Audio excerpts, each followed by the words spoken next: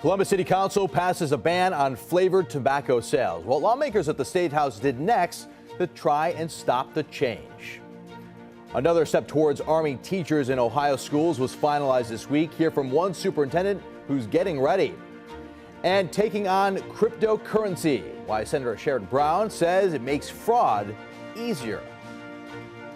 Thanks for joining us on Face the State. I'm Clay Gordon in for Tracy Townsend. We start with a controversial move by the State Board of Education. By a vote of 10-7, the board passed a resolution that rejects President Biden's push to extend Title IX protections to transgender students. 10 TV's Kevin Landers explains what's next for schools. What is the ultimate goal of this resolution? After months of debate, it all hinges on the definition of sex. The Ohio Department of Education voted to oppose changes to Title IX and to affirm parental rights and local control of Ohio K-12 education. The decision of the Biden administration to simply decide that sex now includes these other conditions and totally redefine sex without any consideration of the legislative body, the legislative lawmaking body, is to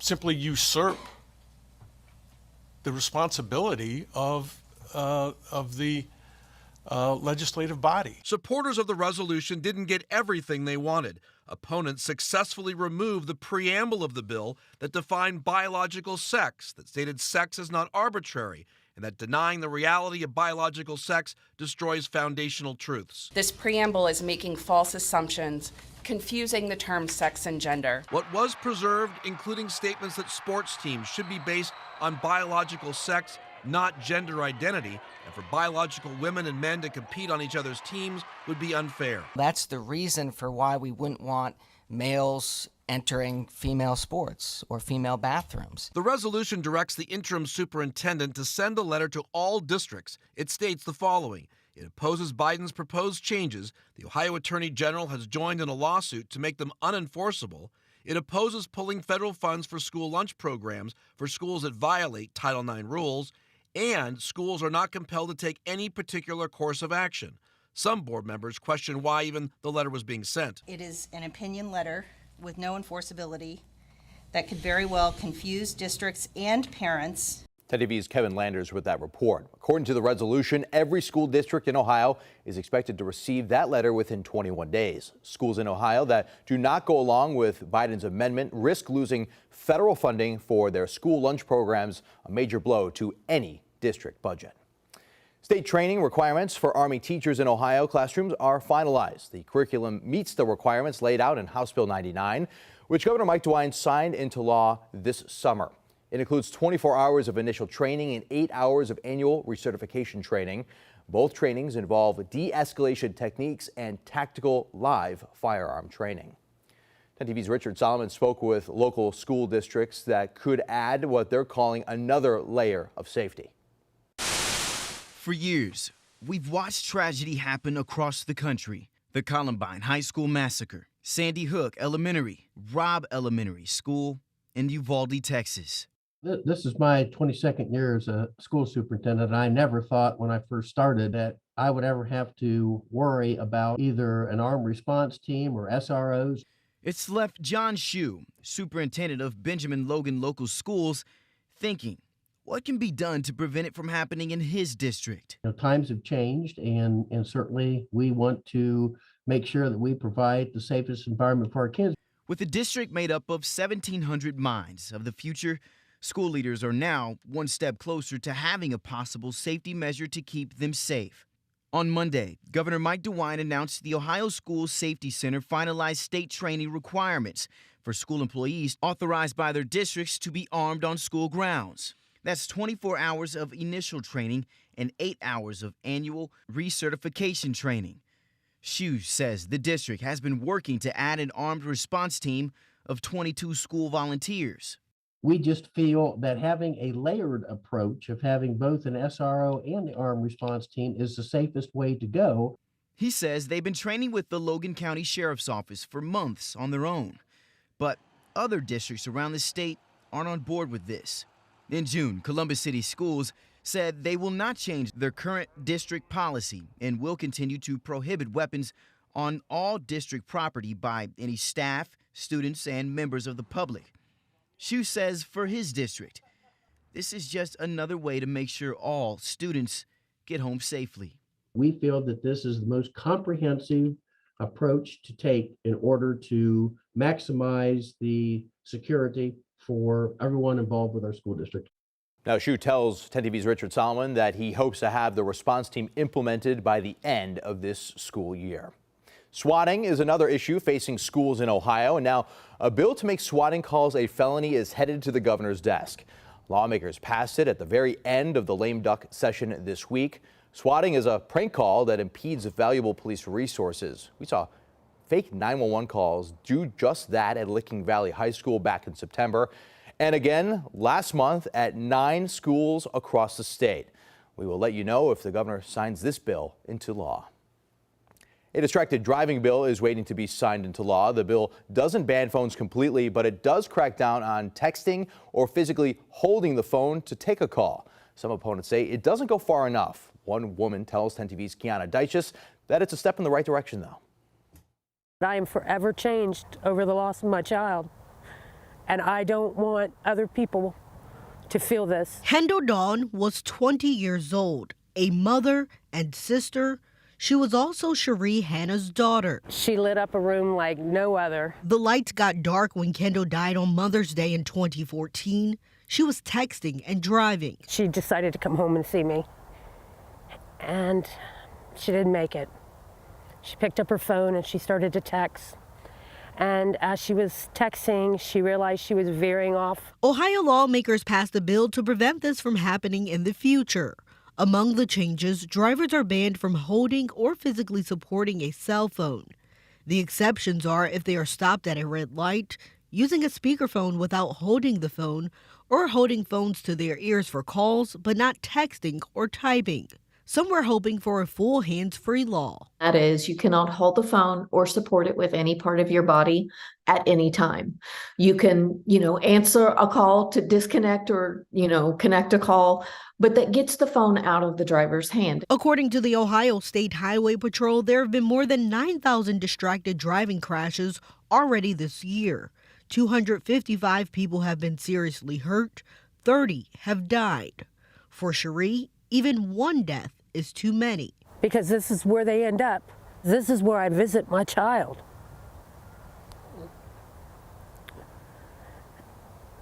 It's the hardest thing I've ever done. Kiana Deichus with that report.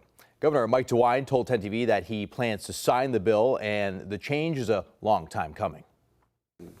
I'm very, very happy that finally, we have a distracted driving law that after I sign it, in 90 days, it will go into effect. It will save lives. I've told our members of the General Assembly, very few times are you going to be able to vote on something where a yes vote is clearly going to save lives in the future. We lose a lot of Ohioans, tragically, every single year who die because of distracted driving.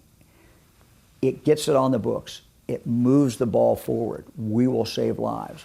We may want to look at this in a year or two. There may be some changes that we want to make in that law, but it's a strong signal to people in the state of Ohio we're taking distracted driving seriously.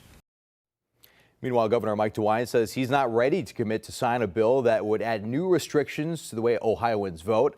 Both the House and the Senate passed a new voting bill that would end Ohioans' ability to use utility bills or other alternative forms of ID to cast a vote.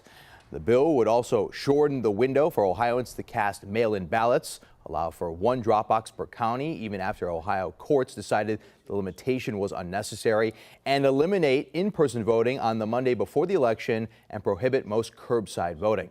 TV's Kevin Landers asked DeWine if there's any evidence that Ohio's voting system is susceptible to fraud, and if he agrees with these limits the legislature has approved. So why do we need this? You don't seem to be overly convinced that there's a problem. Well, look, I think the burden is always on if someone wants to change the status quo. You know, they have a burden of showing that there is a real need for this. So I'm going to look at the bill. I'm going to look at each separate provision that they have made, and ultimately make a decision. Of course, as governor, I'll either sign the bill or I'll veto the bill.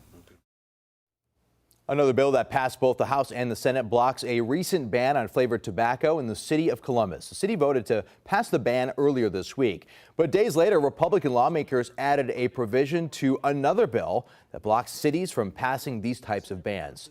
City Council member Elizabeth Brown is upset about this move. Well, I'm disappointed, but more than that, I'm angry. You know, flavors addict kids. That is scientific research. We know that it's true.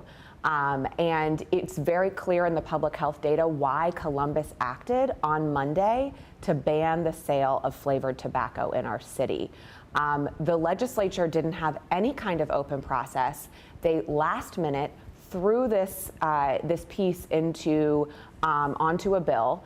And really just ran roughshod over the public health data that we have proven is there, that we have heard from the community is there, and that we actually see in the data. The Ohio Legislative Service Commission says the bill could be unconstitutional and could face future challenges in court. Two bills that we've been watching did not make the cut. One bill that transfers power away from the State Board of Education, and another that changes the law for settlements involving victims of childhood abuse. You can find more on those bills at 10tv.com.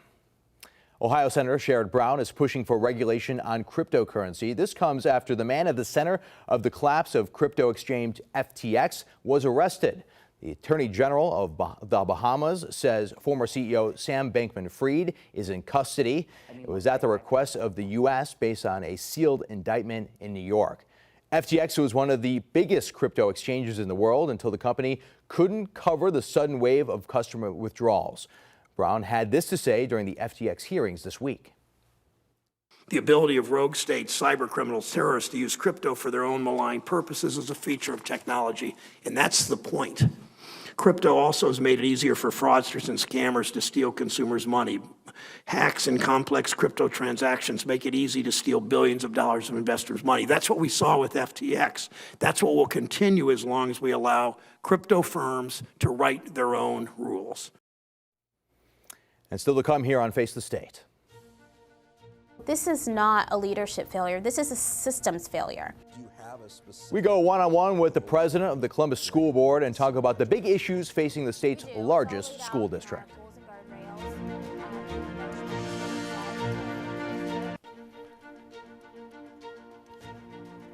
Welcome back. Crumbling school buildings without AC, buses that can't get students to this class on time, graduation rates that need improving, and a state legislature trying to control what's happening inside Ohio classrooms. These are all challenges the next leader of the state's largest school district will face. The president of the Columbus City School Board is talking about those issues with 10 TV's Kevin Landers. The next leader of Columbus City Schools will have to navigate more than educating kids, according to Jennifer Adair, president of the Columbus School Board. Urban education is hard. We have attacks left and right from the State House, from our politicians. We have COVID, we have restrictions, we have a lot of things that are going on. She says the next leader of the district will need to deal with State House lawmakers, which she says are making it harder to teach all children. If there isn't a place of trust, of security, students cannot learn. And what we're doing when we see these bills, whether it be CRT, whether we see it being, attack on LGBTQ communities, telling students don't be who you are, don't show up who you are, and then making our teachers, our valuable teachers, afraid. That impacts that relationship, and our students can't learn, and our students can't be who they are, and our students cannot succeed. So it is an attack on every single student in Ohio. She says the next superintendent will need to be a salesperson to help pay for much-needed school repairs. The board will be coming to the community in the next few years asking for help because we need to make sure we have the funds to do that. Lingering problems with school buildings in disrepair and no air conditioning in all classrooms is an issue I asked her to address. Was that a failure in leadership to allow those conditions to persist? It's a systemic failure. It's not one person. This is not a leadership failure. This is a systems failure. We are all tired of Band-Aids. We are all tired of it, and that's what we've had. And so we are really trying to lean in and do that hard work and really figure out how do we change the system so that this doesn't continue to happen. In the end, she says, the next leader of Columbus City Schools will need to be a true CEO with a large skill set. We are looking for a CEO. We are looking for an executive leader. We are the largest government here in Franklin County. I know that's sometimes not understood. We have 9,000 employees, 47,000 students. We have a lot of property. We have a lot of investment. We have a lot of assets here in the community. We have a big budget, right? And so absolutely, but fundamentally, it comes down to valuing who our children are. Now, Adair mentioned bills in the State House that aim to control what is taught in Ohio schools. Here's a look at some of those bills and where they stand.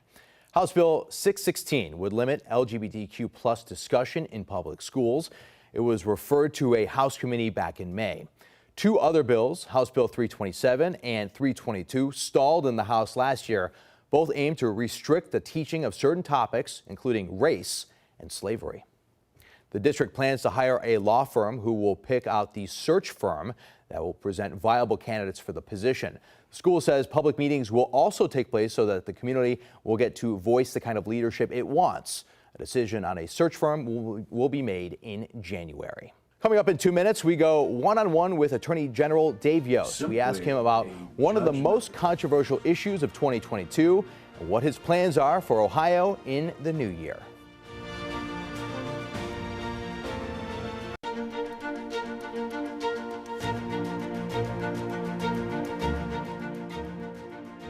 You appeared on Fox News casting doubt about that case. I've asked you this before, and now months removed from that, do you now think that you cast doubt too early? Asking the tough questions to the state's top attorney. 10 TV's Lindsay Mills sat down one-on-one with Ohio Attorney General Dave Yost. She asked about the biggest topics from 2022, starting with the state's controversial abortion ban. Lots of topics to get to. Let's begin with the Google search lawsuit. We know that you filed that suit and a trial date has been set for 2024. What is the state seeking in that lawsuit? Simply a judgment that declares that they're a common carrier, like a railroad or the guy that owns the ferry boat across the river. You have to take all comers and treat them all fairly, treat them the same. We're not looking for damages.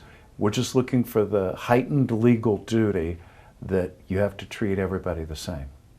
Ohio's the first to file such a lawsuit. Have you heard from your colleagues in other states that others may join? Well, this is under state law, but I can tell you that people all across the country are watching this lawsuit. It's the only one like it that's been filed, but most states have a common carrier, common law, or a statute.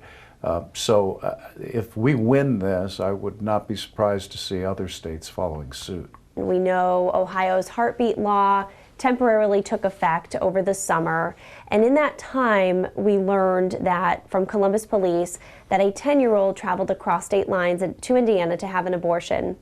Now, prior to learning that from police, there had been an independent report from a local Indiana newspaper about that. And in that time, you appeared on Fox News casting doubt about that case. I've asked you this before, and now months removed from that, do you now think that you cast doubt too early?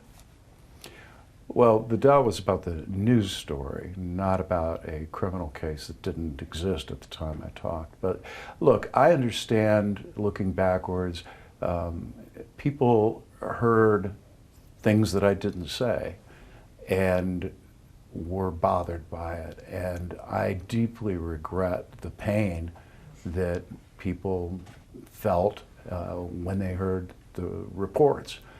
I am glad that this guy is in the dock. It looks like he is going to be convicted and spend the rest of his life in prison, which is where he belongs. But I've got nothing in my heart but compassion and sorrow for what this little girl suffered. There was a lot of criticism about the language of the exceptions in the heartbeat law, and you eventually came out with some clarification, some guidance to that. Do you think it needs more clarification? Do you think the language needs revision? Well, I think the General Assembly is considering clarifications. They're the ones that write the law, not the Attorney General. But I will point out to some of the critics of the current language is it was imported from the prior law, so that's been the standard since 2011. Abortions have occurred in the last 10 years under that standard after the viability, the previous standard kicked in. Bottom line is from 2011 until this year, doctors seem to be able to understand what that language meant. And now the same language is in the new law. I'm not sure that we maybe aren't seeing some politics involved in that. At any rate, the General Assembly writes the laws, and if they think that it's appropriate, they're going to clarify those things. Looking to the future, what are your political aspirations? Will we see you eventually down the road, maybe throwing your hat in the ring for governor? I just got elected Attorney General, and my aspiration is to be the best Attorney General the state's ever had. I was very gratified in the last election. I received more votes than any candidate for Attorney General has ever had. I hope to live up to those expectations. And this year as Attorney General, what will Ohioans see you lead the charge on? Robocalls for sure. We've got a 50-state task force that is focused on shutting those down and the scams that go with them. We're going to continue the fight against human trafficking.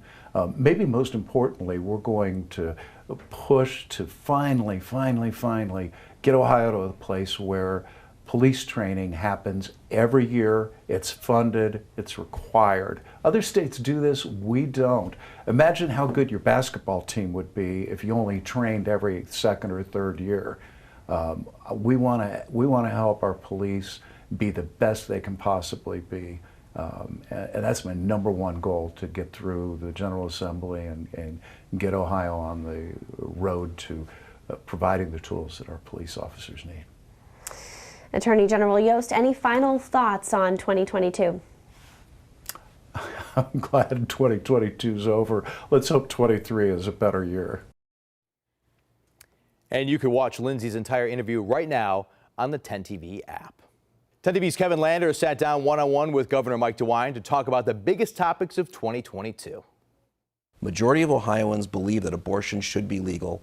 The way Ohio's law is right now, it's very restrictive. Do you see yourself supporting any exceptions to the abortion law? And to hear the governor's answer, you'll need to watch Face the State next week. We'll talk to him about abortion, redistricting, and the measles outbreak. Well, thanks for being with us today. And remember, if it affects you, your family in Ohio, we are here to make sure those accountable face the state.